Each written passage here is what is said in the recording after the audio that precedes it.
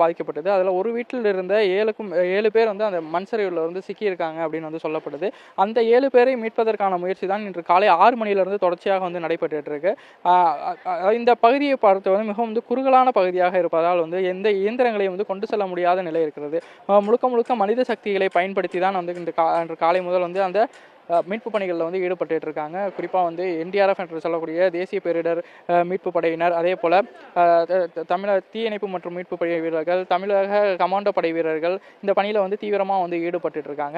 அவர்கள் வந்து முழுக்க அந்த மனித சக்தியை பயன்படுத்தி மட்டும்தான் வந்து பணியில் ஈடுபட்டு இருக்கனால 10 மணி நேரத்திற்கும் மேலாக இந்த பணி வந்து தொடர்ந்து நடைபெற்றிருக்கு. ஆனால் முழுமையாக வந்து நிறைவடையலை. இந்த சூழலில் இன்று காலை முதல் வந்து மழை பெய்யாமல் இருந்துச்சு. அவ்வப்போது சாரல் மழை மட்டுமே பெய்து வந்த நிலையில் தற்பொழுது வந்து ஒரு 15 நிமிடத்திற்கு மேல் வந்து மழை வந்து பெய்து வருகிறது. அதன் காரணமாக மீட்பு பணி வந்து தற்காலிகமாக வந்து நிறுத்தப்பட்டிருக்கு. மழை வந்து முழுமையாக விட்ட பிறகு மீண்டும் வந்து